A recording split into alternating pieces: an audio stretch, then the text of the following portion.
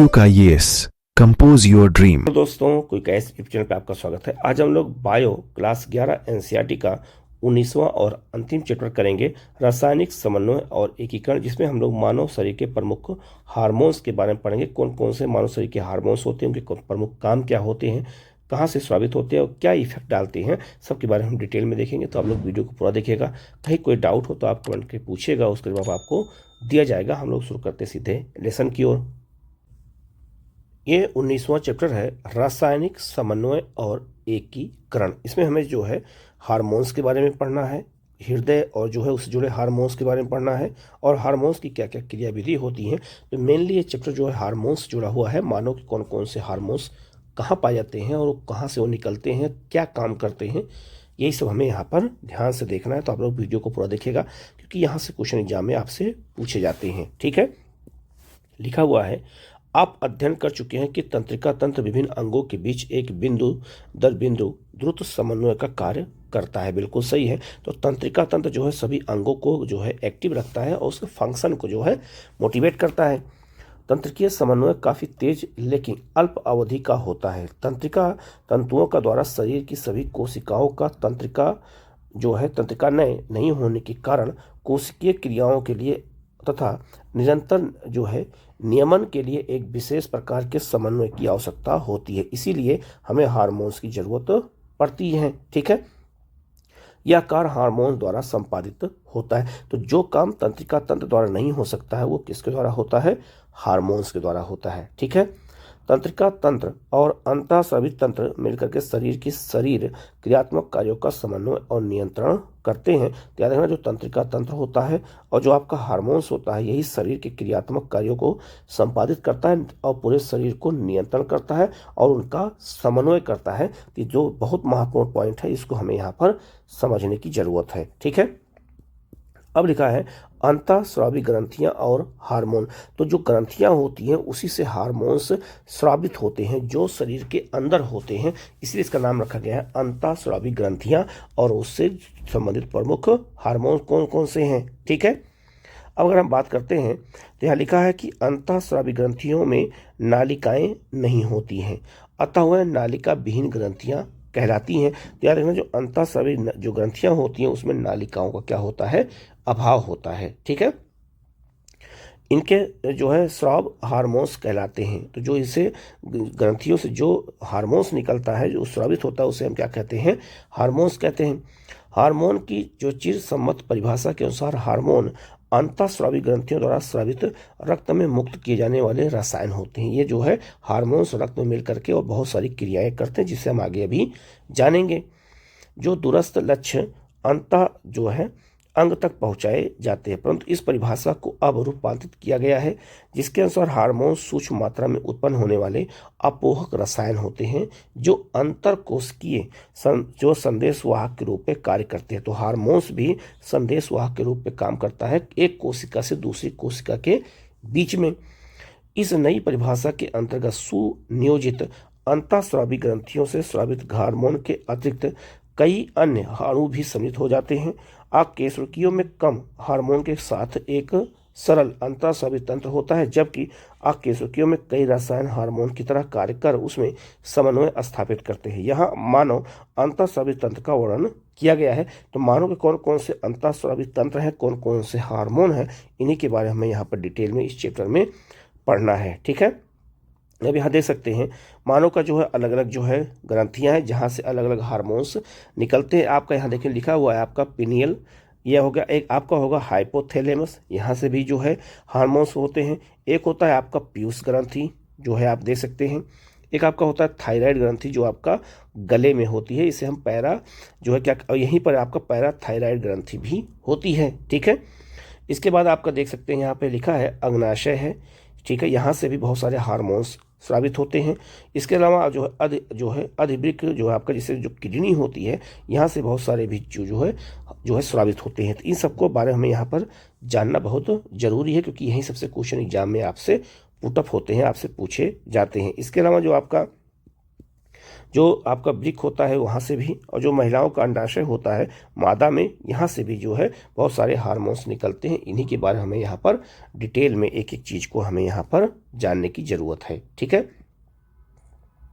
लिखा है मानव अंतःस्रावी तंत्र क्या है? तो लिखा है अंतःस्रावी ग्रंथियां और शरीर के विभिन्न अंग जो है भागों में स्थित हार्मोन स्रावित करने वाले ऊतक कोशिकाएं मिलकर के अंतःस्रावी तंत्र का निर्माण करते हैं। तो जो अंतःस्रावी ग्रंथियां होती हैं और जो आपका ऊतक होते हैं, कोशिकाएं होती, सब मिलकर के एक तंत्र का निर्माण करते हैं। पीयूष ग्रंथि, पीनियल ग्रंथि, थायराइड, एडिनल, अग्नाशय और पैराथायराइड जो है आपका थाइमस और जरण ग्रंथियां जो नर और मादा में जो है निकलती हैं, हमारे शरीर की सुनियोजित अंतःस्रावी अंग होते हैं। अब आपसे क्वेश्चन पूछा जाएगा कि अंतःस्रावी ग्रंथियां कौन कौन सी होती, अंग कौन कौन से होते हैं? तो इन सब ग्रंथियों के नाम आपको याद रखने पड़ेंगे। यही सब क्वेश्चन एग्जाम में आपसे पूछा जाता है। आपने पेपर जब दिया होगा तो सारे क्वेश्चन आपको मिले होंगे। ठीक है, आगे लिखा है इसके अतिरिक्त कुछ अन्य अंग जैसे जठर जो है आंतरीय मार्ग, यकृत मतलब लीवर, और आपका किडनी, हृदय आदि भी हार्मोन का उत्पादन करते हैं। तो ये भी जो है हार्मोन उत्पादन करते हैं और उनका अलग अलग प्रभाव हमारे शरीर पर पड़ता है। मानव शरीर की सभी प्रमुख अंतःस्रावी ग्रंथियों तथा हाइपोथैलेमस की जो है संरचना और उनके कार्य का संक्षिप्त विवरण आगे जो भाग में दिया गया है कि कौन कौन सा किसका काम है। सबसे पहले हम बात करेंगे हाइपोथैलेमस। ये हमारे दिमाग की जो है मस्तिष्क की ग्रंथि होती है और ये जो है सोचने और समझने के लिए जो है कार्य करती है। तो क्या क्या काम करती है, कैसे करती है? तो लिखा हुआ है आपका, जैसा कि आप जानते हैं कि हाइपोथैलेमस जो है आपका डाइंसिफेलान अग्र मस्तिष्क पश्च का आधार भाग होता है। जो अग्र मस्तिष्क होता है उसी में हाइपोथैलेमस पाया जाता है और यह शरीर के विविध प्रकार के कार्यों का नियंत्रण करता है। भूख, प्यास, याददाश्त, ये सब जो है जिम्मेदारी यही होता है।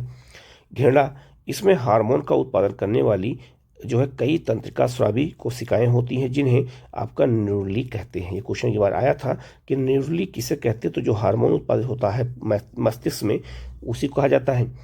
ये हार्मोन पीयूष ग्रंथि से स्रावित होने वाले हार्मोन के जो है संश्लेषण और जो है आपका जो है स्वाद नियंत्रण करते हैं। ठीक है, वहां से स्रावित होता है।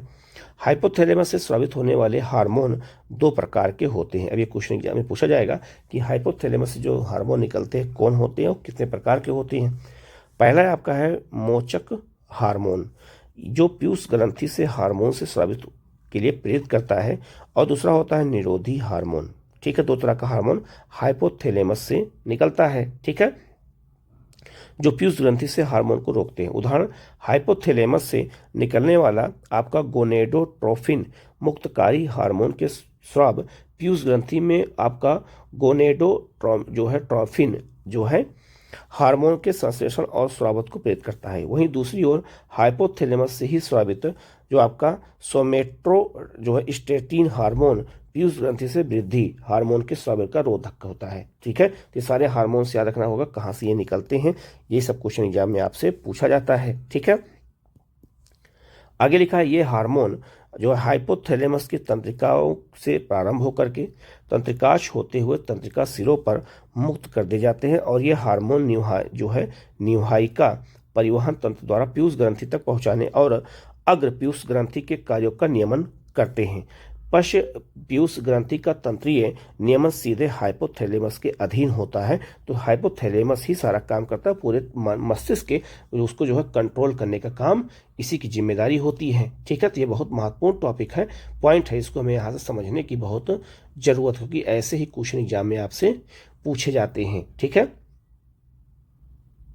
हम लोग आगे बढ़ते हैं। ठीक है, तो आप ये समझ गए होंगे कि कौन कौन सी ग्रंथि कहाँ से निकलती है और कैसे उनका फंक्शन सारा होता है। ठीक है, अब आते हैं पीयूष ग्रंथि। तो आप देख सकते हैं ये आपका हाइपोथैलेमस या चित्र भी दिखाया गया है, ये देख सकते हैं, ये लिखा है हाइपोथैलेमस। आपका हाइपोथैलेमिक तंत्रीय ये जो है आपका कोशिकाएं होती हैं और यहीं से जो है हार्मोन्स का स्रावित होता है, उसी चीज को यहाँ पर ये बनाया गया है। ठीक है, अब आते हैं पीयूष ग्रंथि। बहुत ज्यादा एग्जाम में पूछा था पीयूष ग्रंथि के बारे में। तो लिखा है पीयूष ग्रंथि एक सेला जो है ट्रसिका नामक जो है अस्थिर गुहा में स्थित होती है और यह जो है वृत्त द्वारा हाइपोथैलेमस से जुड़ी होती है। तो जो पीयूष ग्रंथि होती है वो हाइपोथैलेमस से क्या होती है, जुड़ी होती है। आंतरिकी के अनुसार पीयूष ग्रंथि जो है आपका एंडीनो हाइपोफाइलेसिस और आपका जो आपका न्यूरो जो हाइपोफाइलेसिस नामक दो भागों में विभाजित होती है। तो पीयूष ग्रंथि दो भागों में विभाजित होती है, ये भी याद रखना है। एंडीनो हाइपो जो है आपका फाइलेसिस दो भागों में इसका बना होता है। एक होता है आपका पर्स डिस्टे जो है आपका डिस्टेलिस, और आपका एक होता है पार्स इंटरमीडिया। ठीक है, तो इनको हम जो है अगर पीयूष ग्रंथि भी कहते हैं, जो उनके भाग होते हैं, और यहीं से जो है उससे सारा कंट्रोल होता है। ठीक है, आगे बढ़ते हैं। आगे लिखा है आपका जिससे वृद्धि हार्मोन और आपका सोमेट्रोट्रोपिन, आपका पोएलेक्टिन और आपका मेट्रोटोपिन, थायराइड प्रेरक हार्मोन, एंडोकार्डिकोडाल्फिन हार्मोन, या फिर आपका कार्टिकोटोफिन, आपका न्यूट्रोलाइजिन हार्मोन और आपका प्यूटिका प्रेरक हार्मोन का स्वागत करता है। तो पीयूष ग्रंथि कौन कौन सा हार्मोन स्वागत करती है, ये भी हमें याद रखने की जरूरत है। आगे लिखा है इंटरमीडिया एक मात हार्मोन लेनोसाइड प्रेरक हार्मोन है, या फिर आपका मेलेनोट्रोनिक स्वागत करता है। तो याद रखना जो आपका इंटरमीडिया हार्मोन होता है वो केवल एक हार्मोन का स्वागत करता है। यदि मानव में पार्स इंटरमीडिया जो मध्य पिंड और पार्स डिस्टेलिस जो आपका दूरस्थ पिंड में लगभग जुड़ा होता है, तो दोनों जुड़ करके काम करते हैं, उसी चीज को यहाँ पर ये बताया गया है। ठीक, आगे लिखा है आपका न्यूरोहाइपोफाइलिसिस जो है आपका एक पश्च पीयूष ग्रंथि एक हाइपोथैलेमस द्वारा उत्पादित किए जाने वाले हार्मोन ऑक्सीटोसिन और आपका बैरोपेरिक जो है पेसिन का संग्रहण और स्वागत करती है। यह हार्मोन वास्तव में हाइपोथैलेमस द्वारा संश्लेषित होते हैं और तंत्रिकाक्ष से होते हुए पीयूष ग्रंथि तक ये पहुंचते हैं। तो आपसे पूछा जाए ऑक्सीटोसिन जो हार्मोन कहाँ निकलता है, तो याद रखना हाइपोथैलेमस और पीयूष ग्रंथि से जुड़ा होता है। तो ये बहुत महत्वपूर्ण चीज है, इसको हमें याद रखने की जरूरत है सबकी, क्योंकि ये सब क्वेश्चन एग्जाम में आपसे पूछे जाते हैं। ठीक है, हम लोग आगे बढ़ते हैं। अब हम बात करेंगे आपका पीनियल ग्रंथि, ये क्या है। तो लिखा है पीनियल ग्रंथि भी कहाँ होता है, मस्तिष्क में पाई जाती है। पहला क्वेश्चन आपसे ये पूछा जाएगा कि पीनियल ग्रंथि कहाँ पाई जाती है, तो ये मस्तिष्क में पाई जाती है कि पृष्ठीय ऊपरी भाग में स्थित होती है। पीनियल ग्रंथि आपका मेलेटोनिन हार्मोन स्रावित करती है। दूसरा क्वेश्चन आपका मिल गया। पहला क्वेश्चन तो यही मिल गया आपका कि पीनियल ग्रंथि कहाँ पाई जाती है, मस्तिष्क में, पहला क्वेश्चन। दूसरा क्वेश्चन ये पूछा जाएगा कि जो है आपका ये कौन सा जो है हार्मोन स्रावित करती है, तो मेलेटोनिक आपका हार्मोन स्रावित करती है। मेलेटोनिन हार्मोन जो है हमारे शरीर की दैनिक लय 24 घंटे के नियमन का एक महत्वपूर्ण कार्य करता है। उदाहरण के लिए जो सोने जागने के चक्र और शरीर के तापक्रम को नियंत्रित करता है, कौन आपका मेलेटोनिन हार्मोन करता है। ठीक है, इन सब के अतिरिक्त आपका मेलेटोनिन उपाचयन आपका मासिक आवर्त और चक्र प्रतिरक्षा जो है क्षमता को भी क्या करता है, ये प्रभावित करता है। तो सोने जागने के चक्र को ये प्रभावित करता है। अगर जब हम सोने जाते हैं, जैसे ही अंधेरा होता है, वैसे हमारे जो है पीनियल ग्रंथि से आपका मेलेटोनिन हार्मोन्स निकलने लगता है। इसे सोते समय दो लोग लाइट बंद कर देते हैं। ठीक है, अब हम बात करते हैं दूसरा आपका है थायराइड ग्रंथि। ये बहुत महत्वपूर्ण है, जिसका थायराइड बढ़ जाता है, खासकर बीमारी महिलाओं में ज़्यादा देखने को मिलती है। ठीक है, तो आगे लिखा है थायराइड ग्रंथि जो आपका जो है श्वास नली के दोनों ओर स्थित दो पालियों में से बनी होती हैं। दोनों पालियां संयोजी ऊतक की जो है क्या होते हैं, पतली जो है पल्लीनुमा जो है आपका इस्थमस से जुड़ी होती हैं। प्रत्येक थायराइड ग्रंथि पुटकों और भरण ऊतकों की बनी होती हैं। प्रत्येक थायराइड पुटक एक गुहा को घेरे हुए पुटक कोशिकाओं में निर्मित होता है। ठीक है, ये पुटक कोशिकाएं दो हार्मोन आपका टेट्रा आयोड जो है आयोडो थायरोसिनिसस और आपका जो है थायरोक्सिन और आपका ट्राईऑक्स जो है आइडोथायरोनिन का संश्लेषण करती हैं। तो कौन कौन सा हार्मोन क्या करती हैं, ये हमें याद रखना है। थायराइड हार्मोन के समान दर से संश्लेषण के लिए आयोडीन आवश्यक होता है, इसीलिए जिसको थायराइड हो जाता है उसको इस हार्मोन्स के लिए आयोडीन की आवश्यकता होती है। इसलिए आयोडीन नमक पहले जो है नमक में आयोडीन मिलाया जाता था, क्योंकि थायराइड की समस्या बहुत ज़्यादा होती थी। हमारे भोजन में आयोडीन की कमी से जो है अवथायराइड्स या जो है थायराइड ग्रंथि की वृद्धि हो जाती है, जिसे साधारणतः गलगट रोग या घेघा रोग कहते हैं। तो याद रखना इसी से घेघा रोग होता है, जब नमक जो है आयोडीन की कमी हमारे शरीर में हो जाती है। पहले बीमारी बहुत ज़्यादा होती थी। गर्भावस्था के समय अवथायराइड के कारण गर्भ में विकसित हो रहे बालक की वृद्धि विकृत हो जाती है, ये भी बहुत बड़ी समस्या है।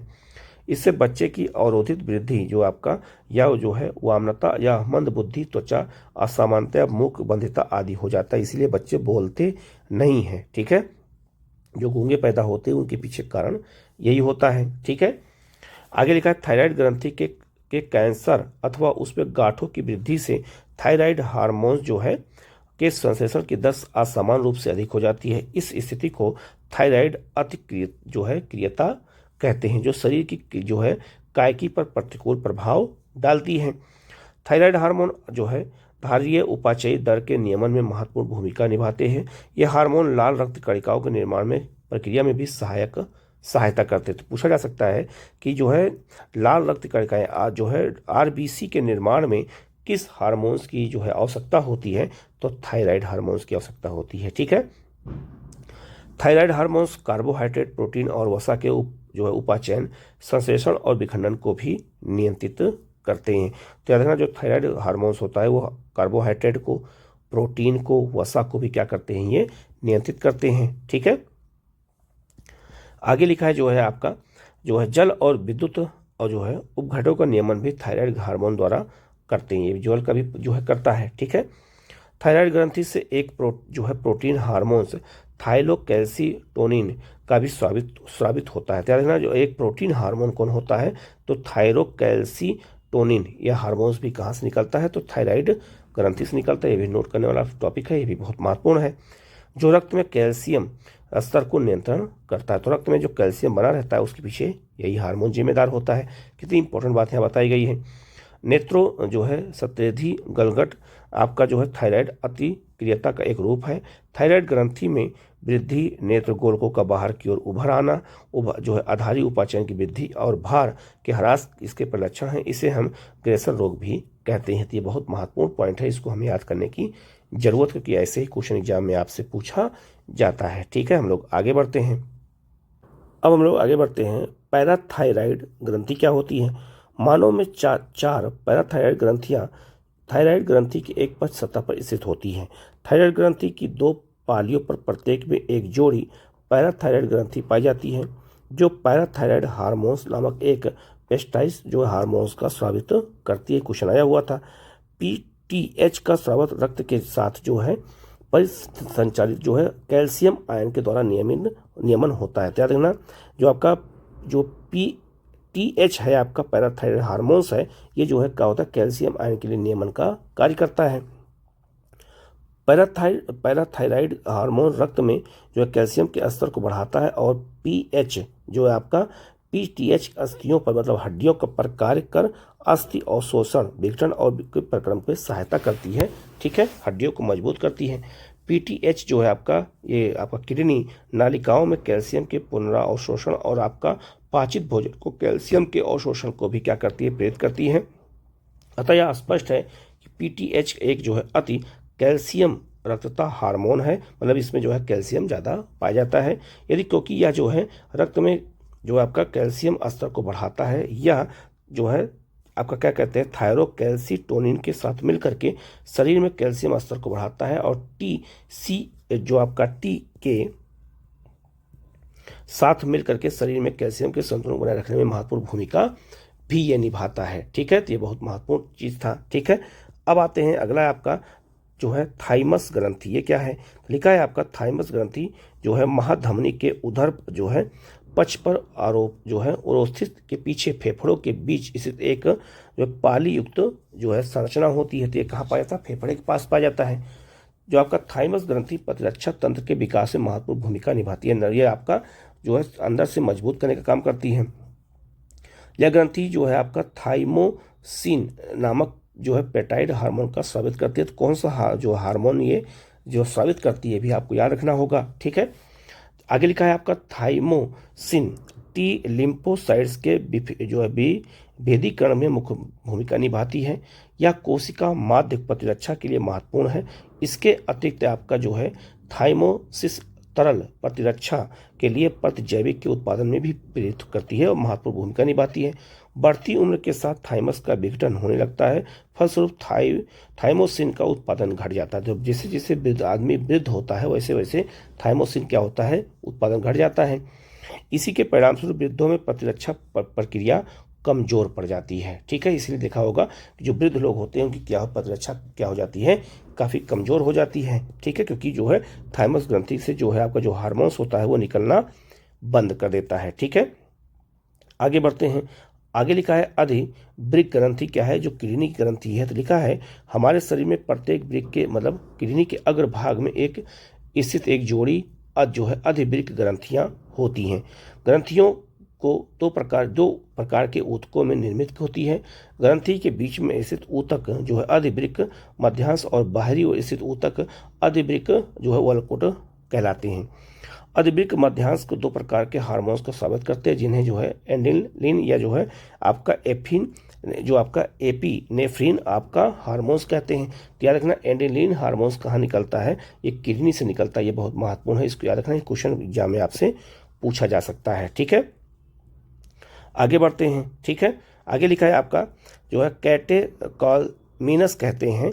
ये एंड्रेनलिन और आपका नॉर एंड्रेनलिन किसी भी प्रकार के दबाव या आपातकालीन स्थिति में अधिकता में तेजी से स्रावित होते हैं। जब हमें कोई खतरा महसूस होता है तो एंड्रेनलिन बहुत तेजी से क्या होते हैं, स्रावित होते हैं, और उससे खतरा महसूस होने का डर होता है। लोग जो जैसे बहुत ज़्यादा घबराहट होती है। ठीक है, अच्छा, इसीलिए इसी कारण जो है इन्हें आपातकालीन हार्मोन या युद्ध हार्मोन या जो है फाइट हार्मोन भी कहते हैं। तो एड्रेनलिन हार्मोन बहुत महत्वपूर्ण है, याद रखना है। ठीक है, यह हार्मोन सक्रियता, तेजी, आंखों की पुतलियों के फैलाव, रोंगटे खड़े होना, जो रोंगटे खड़े हो जाते हैं किसी को डर को देख करके, तो वो सब इसी कारण होता है। ठीक है, इसलिए इसे लड़ो और उड़ो हार्मोन्स भी कहा जाता है। ठीक है, पसीना आदि को बढ़ाते हैं। दोनों हार्मोन्स हृदय की धड़कन, हृदय संकुचन की क्षमता और श्वसन दर को भी क्या करते हैं, बढ़ा देते हैं, जिससे जो है बहुत ज़्यादा घबराहट होती है। ये जो है ये बहुत महत्वपूर्ण है। ठीक है, आगे लिखा है कैंटोकोलिएमिन जो है ग्लाइकोजन के विघटन को भी प्रेरित करते हैं, जिसके परिणामस्वरूप रक्त में ग्लूकोज का स्तर बढ़ जाता है। साथ ही ये लिपिड और प्रोटीन के विघटन को भी क्या करते हैं, प्रेरित करते हैं। तो दोनों हार्मोन्स बहुत महत्वपूर्ण हैं, इनको हमें अच्छे से याद रखना। एक का नाम है एंड्रेनलिन, एक आपका है नॉर एंड्रेनलिन। दोनों हार्मोन्स बहुत महत्वपूर्ण हैं और इन्हें हम आपातकालीन हार्मोन्स, युद्ध हार्मोन, लड़ो हार्मोन्स, इस सब के नाम से हम यहाँ पर जानते हैं, क्योंकि सब क्वेश्चन एग्जाम में आपसे पूछा जाता है।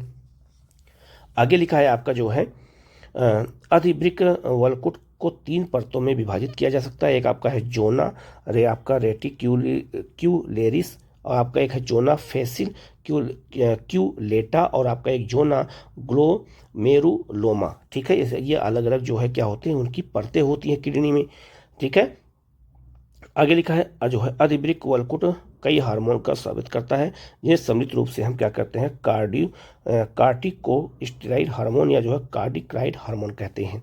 ये आपका जो हार्मोन्स होते हैं ये कार्बोहाइड्रेट का क्या करते हैं, उपाचयन में संलग्न करते हैं, मतलब उनमें महत्वपूर्ण भूमिका निभाते हैं। ठीक है, आगे बढ़ते हैं। लिखा है आपका जो है ये जो है हार्मोन्स ये एक काम और भी करते हैं कि जो है शरीर में जो है ये क्या करते हैं, ये बहुत ज़्यादा जो क्रियाएं होती हैं, खास करके जो घबराहट के बाद होती हैं, उन सबको कंट्रोल करने का काम भी ये करती हैं। तो इसी के बारे में यहाँ पर ये बताया गया है। ठीक है, हम लोग आगे बढ़ते हैं। वृषण की ये मानव का ये जो है नर जो का जनन अंग का पार्ट होता है। तो लिखा है नर में उदर गुहा पेडू के बाहर जो है वृषण कोष में एक जोड़ी वृषण स्थित होता है। वृषण जो आपका प्रारंभिक लैंगिक अंग के साथ ही अंतःस्रावी ग्रंथि के रूप में भी ये कार्य करता है। वृषण जो है शुक्र जनन नालिका और भरण और आपका अंतरा जो है आपका उतक बना होता है, अंतरा नाली। तो इसी में जो है क्या पाया जाता है, तो इसी में आपका जो स्पर्म पाया जाता है। ठीक है, आगे लिखा है लेडिंग कोशिकाएं और अंतरास्रावी कोशिकाएं अंतरनालिक जो है स्थानों में उपस्थित होती हैं, और जो एंड्रोजन या नर हार्मोन टेस्टोस्टेरोन का हार्मोन का स्रावित करती हैं। तो क्वेश्चन कई बार एग्जाम में आ चुका है। ठीक है, तो कोई पूछा जाता है कि ये किसका हार्मोन्स है, तो ये नर हार्मोन्स होता है जो आपका वृषण में पाया जाता है। एंड्रोजन नर के सहायक जनन अंगों जैसे कि एपिडिक्टाइटिस शुक्रवाहिका से सेमिलन, आपका बेसिकल, आपका प्रोस्टेट ग्रंथि, यूरिथा आदि के परिवर्धन और परिपक्व और क्रियाओं का नियमन करते हैं। यह हार्मोन पेशीय वृद्धि, मुख और जो है अक्षीय रोम की वृद्धि, जो है क्रोधात्मकता, निम्न जो है स्वरमान और आवाज इत्यादि को उत्तेजित कर देते हैं, जिससे लोगों में बहुत ज़्यादा गुस्सा आता है। ठीक है, एंडोजन शुक्राणु निर्माण की प्रक्रिया में प्रेरक भूमिका भी निभाते हैं। तो जो स्पर्म होता है उसके निर्माण में भी इसकी महत्वपूर्ण भूमिका होती है। एंडोजन केंद्रीय तंत्रिका तंत्र पर कार्य कर नर लैंगिक व्यवहार को प्रभावित करते हैं। ये हार्मोन, प्रोटीन और कार्बोहाइड्रेट के उपाचयन को भी क्या करते हैं, प्रभावित करते हैं। ये भी क्वेश्चन एग्जाम में आपसे पूछा जा चुका है। ठीक है, आगे बढ़ते हैं हम लोग। लिखा है आपका अंडाशय, ये आपका मादा होता है। तो लिखा है मादाओं के उदर में अंडाशय का एक युग्म जोड़ा होता है। अंडाशय एक प्राथमिक मादा लैंगिक अंग है जो प्रत्येक मासिक चक्र में एक अंडे को उत्पादित करता है। ठीक है, उत्पादित करता है। इसके अतिरिक्त अंडाशय दो प्रकार के जो है स्टेरॉइड हार्मोन समूहों का भी उत्पादन करते हैं, जिन्हें आपका एस्ट्रोजन और आपका जो है प्रोजेस्टेरॉन कहते हैं। तो दोनों हार्मोन्स क्या होते हैं, ये जो है मादा के होते हैं। ये भी क्वेश्चन एग्जाम में आया हुआ है। अंडाशय जो अंडपुटक और भ्रूण ऊतक का बना होता है और जो है एस्ट्रोजन का संश्लेषण एक स्वाभाविक प्रमुख रूप से परिवर्तन को अंडाशयी पुटकों द्वारा होता है। तो ये अंडाशय पाए जाते हैं और यहीं से जो है सारी क्रियाएं होती हैं। अंडोत्सर्ग के पश्चात विखंडित पुटिका जो है कार्प सेल्यूट्रिक में बदल जाता है, जो कि मुख्यतः प्रोजेस्टेरोन हार्मोन का स्वागत करता है। ठीक है, ये आपका एंडोजन हार्मोन जो है स्त्रियों में अद्वितीय लैंगिक अंगों की वृद्धि और क्रियाओं का प्रेरक और अंडाशयी पुटिकाओं का परिवर्धन द्वितीय लैंगिक परिलक्षणों का विघटन आदि करते हैं। स्तन ग्रंथियों का वृद्धि भी इन्हीं द्वारा होता है और एंडोजन जो है स्त्रियों के लैंगिक व्यवहार का नियमन करते हैं। ठीक है, प्रोजेस्टेरोन जो है प्रवासा जो है जब बच्चे पैदा होते हैं तो ये उसमें सहायक होता है। ठीक है, प्रवास में जो है प्रवसन होता है। प्रोजेस्टेरोन दुग्ध ग्रंथियों पर भी कार्य करके दुग्ध जो भी कोशिकाओं के निर्माण और दूध के स्राव में भी सहायता करते हैं। तो जो है इसी से जो है जो दूध बनता है दूध निकलता है। ठीक है, तो उसके लिए प्रमुख ये दो हार्मोन्स मादा के होते हैं जो एग्जाम में आपसे पूछे जाते हैं। ठीक है, अब हम लोग हार्मोन क्रिया की जो है क्रिया विधि क्या होती है। तो हार्मोन लक्ष्य ऊतकों पर उपस्थित हार्मोन ग्राही विशिष्ट प्रोटीन से जुड़कर के अपना प्रभाव डालते हैं। लक्ष्य कोशिका झिल्लियों पर उपस्थित जो हार्मोन ग्राही झिल्ली जो है योजिन ग्राही और कोशिका के अंदर जो है उपस्थित ग्राही अंतरा कोशिकीय जो है ग्राही कहलाते हैं। ठीक है, ये बहुत महत्वपूर्ण पॉइंट है, इसको हमें समझने की जरूरत है। ठीक है, आगे लिखा है जिससे अधिकांश जो है क्या होते हैं केंद्रीय कि ये ग्राही केंद्र के उपस्थित होते हैं। तो ये काम करते हैं हार्मोन ग्राहियों के साथ जुड़ करके हार्मोन ग्राही सम्मिश्रण का निर्माण करते हैं। प्रत्येक ग्राही सिर्फ एक हार्मोन के लिए विशिष्ट होता है। अंतःग्राही विशिष्ट होते हैं और हार्मोन ग्राही सम्मिश्रण के बनने से लक्ष्य जो आपका ऊतक में कुछ जैव रासायनिक परिवर्तन होते हैं जिससे वो हार्मोन्स निकलता है। अतः जो लक्ष्य ऊतक में उपाचयन और जो है कायकी जो आपका नियमन का हार्मोन होता है। रासायनिक प्रकृति के आधार पर हार्मोन को सामान्य रूप से विभाजित किया जाता है। एक होता है आपका पेप्टाइड पॉलीपेप्टाइड और ये आपका प्रोटीन हार्मोन होते हैं, जैसे इंसुलिन हो गया, ग्लूकागान हो गया, पीयूष ग्रंथि हो गया हार्मोन हो गया और हाइपोथैलेमस हार्मोन हो गया। ये सब कैसे होते हैं, तो ये सब प्रोटीन हार्मोन पेप्टाइड हार्मोन होते हैं। दूसरा आपका होता है स्टेरॉइड हार्मोन होता है, जिनमें आपका कोर्टिसोल, टेस्टोस्टेरोन, आपका जो है डायरोल और आपका जो है प्रोजेस्टेरॉन होते हैं।